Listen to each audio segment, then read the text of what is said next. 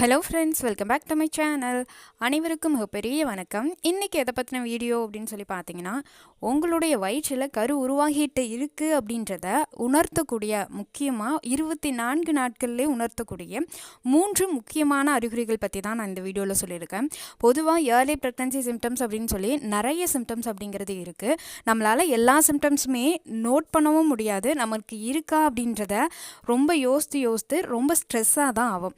அப்படி இருக்கிற பட்சத்தில் நான் சொல்லக்கூடிய 3 அறிகுறிகள் அப்படிங்கிறது உங்களுக்கு இருந்தது அப்படின்னா நீங்கள் கர்ப்பமாக இருக்கீங்க அப்படின்றது நீங்களே உறுதி பண்ணிக்கலாம்.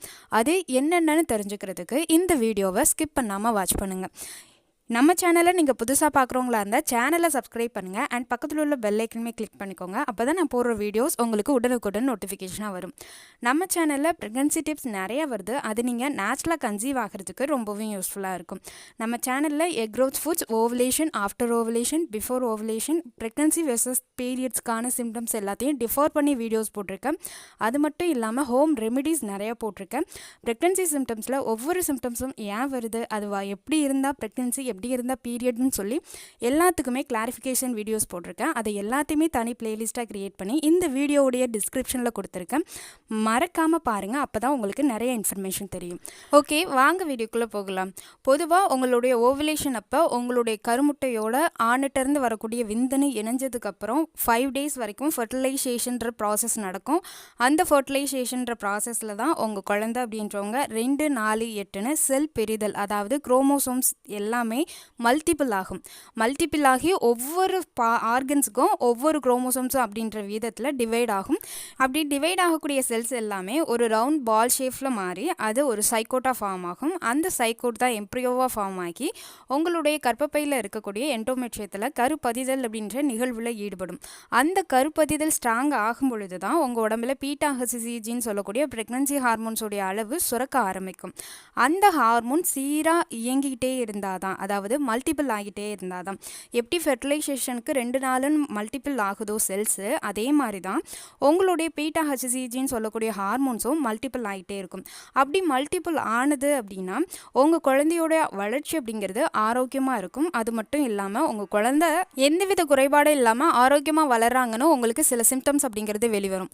அந்த சிம்டம்ஸ் தான் உங்களுக்கு ப்ரெக்னன்சி சிம்டம்ஸ்னு ஏர்லி ப்ரெக்னன்சியில் கன்சிடர் பண்ணுறாங்க. இது உங்களுக்கு கரெக்டாக பீரியட்ஸ்க்கு முன்னாடியிலேருந்தே ஸ்டார்ட் ஆக ஆரம்பிச்சிடும். உங்கள் குழந்தையுடைய ஸ்பைனல் கார்டும் அதே மாதிரி நர்வ் சிஸ்டமும் ஃபார்ம் ஆகிறது அப்படிங்கிறது. அப்போவே உங்களுக்கு சில சிம்டம்ஸ் அப்படிங்கிறது வெளியில் தெரிய ஆரம்பிக்கும்.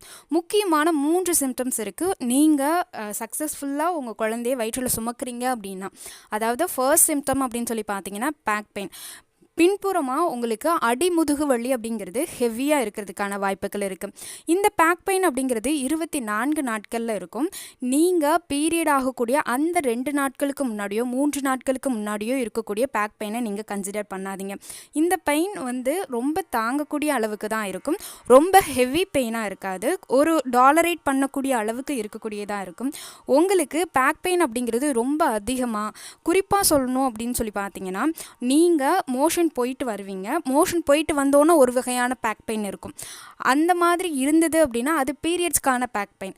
அதுவே நார்மலாகவே உங்களுக்கு பேக் பெயின் இருந்துகிட்டே இருக்குது, எப்போவுமே படுத்துகிட்டே இருக்கணுன்ற ஒரு ஃபீல் இருக்குது, படுத்தா உங்களுக்கு பேக் பெயின் தெரியல அப்படின்ற அளவுக்கு இருக்குது அப்படின்னா அது உங்களுக்கு ப்ரெக்னன்சிக்கான சிம்டம்ஸ்.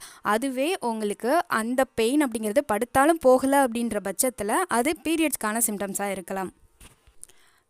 ரெண்டாவதாக இருக்கக்கூடிய முக்கியமான சிம்டம் அப்படின்னு சொல்கிறது பாடி டயர்ட்னஸ் அப்படிங்கிறது கரு உருவாகும் பொழுது உங்கள் உடம்புல அதிகமாக ஏற்படக்கூடியதாக இருக்கும். அதாவது உங்கள் கரு உருவாகிறதுக்கு அதிகப்படியான பிளட் சர்க்குலேஷன் அப்படிங்கிறது உங்கள் உடம்புக்கு தேவை. அதுக்கு எனர்ஜி அப்படிங்கிறது லாஸ் ஆக ஆரம்பிக்கும் உங்கள் உடம்புல. அதாவது உங்களுக்கு புரியும்படி சொல்லணும்னா, உங்களுடைய உடல் உறுப்புகளில் இருக்கக்கூடிய ஆர்கன்ஸ் எல்லாமே நார்மலாக செயல்படுறதை விட அதிகப்படியாக ஒர்க் பண்ணுறதுனால உங்களுக்கு அதிகப்படியான டயர்ட்னஸ் ஏற்படும். இதனால உங்களுடைய எனர்ஜி லாஸ் ஆகும். ரொம்ப சோர்வாகவும் ரொம்ப டயர்டாகவும் ஃபீல் பண்ணுறதுக்கான வாய்ப்புகள் இருக்குது. இது மட்டும் இல்லாமல் இந்த பாடி டயர்ட்னஸ் வர்றதுக்கு இன்னொரு காரணம் அப்படிங்கிறது ஹார்மோன் சேஞ்சஸ் அப்படிங்கிறது. உடம்பில் ஹார்மோன் சேஞ்ச் ஆகும் பொழுது பாடியில் நிறைய மாற்றங்கள் அப்படிங்கிறது வரும். உங்களுடைய குடல் செயல்பாடுகளாக இருக்கட்டும், மார்பக செயல்பாடுகளாக இருக்கட்டும், யூரினேஷன் செயல்பாடுகளாக இருக்கட்டும், இது எல்லாமே மாற்றம் அடையும் பொழுது உங்களுக்கு பாடியில் ஒரு வகையான டயர்ட்னஸ் ஏற்படும். இந்த டயர்ட்னஸ் அப்படிங்கிறது கரெக்டாக 24 நாட்களில் உங்கள் உடம்புல இருக்கும். இருக்கும். அதை வச்சே நீங்கள் ப்ரெக்னெண்ட்டாக இருக்கீங்க அப்படின்றத நீங்கள் தெரிஞ்சுக்கலாம். அடுத்த முக்கியமான சிம்டம்ஸ் அப்படிங்கிறது உடம்புல பாடி டெம்பரேச்சர் அப்படிங்கிறது அதிகரித்து காணப்படும். பொதுவாக உங்கள் உடம்புல பீரியட்ஸுக்கும் சரி, ஓவலேஷனுக்கும் சரி, ப்ரெக்னென்ட் ஆனாலும் சரி, டெம்பரேச்சர் அப்படிங்கிறது அதிகரிக்கும். அது எந்தெந்த நாட்கள் அப்படின்றது தான் கொஸ்டின் மார்க்காக இருக்கும். பீரியட்ஸ்க்கு எப்போவுமே உங்களுக்கு 1 நாட்களுக்கு முன்னாடி தான் இல்லை 2 நாட்களுக்கு முன்னாடி தான் பாடியோடைய டெம்பரேச்சர் அப்படிங்கிறது அதிகமாக காணப்படும். ஆனால் நீங்கள் ப்ரெக்னெண்ட்டாக இருந்தீங்க அப்படின்னா 24 நாட்கள்லே உங்கள் உடம்புல பாடி டெம்பரேச்சர் அப்படிங்கிறது அதிகமாக இருக்கிறதுக்கான வாய்ப்புகள் அப்படிங்கிறது இருக்குது. இதை எப்படி நீங்கள் தெரிஞ்சுக்கலாம் அப்படின்னு சொல்லி பார்த்தீங்கன்னா 24 நாட்களில் உங்கள் வெஜினலில் ஒரு ஹீட் ப்ரொடியூஸ் ஆகிற மாதிரி உங்களுக்கு ஃபீல் ஆகும்.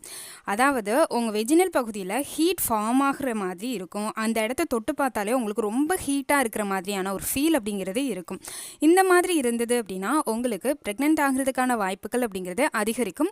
இது 24 நாட்களில் இருந்தால் அதிகரிக்கும். அதுவே உங்களுக்கு பீரியட் ஆகிறதுக்கு 2 to 3 டேஸ்க்கு முன்னாடியிலேருந்து இருந்துச்சு அப்படின்னா அது பீரியட்ஸ் வர்றதுக்கான ஒரு அறிகுறியாக இருக்கும்.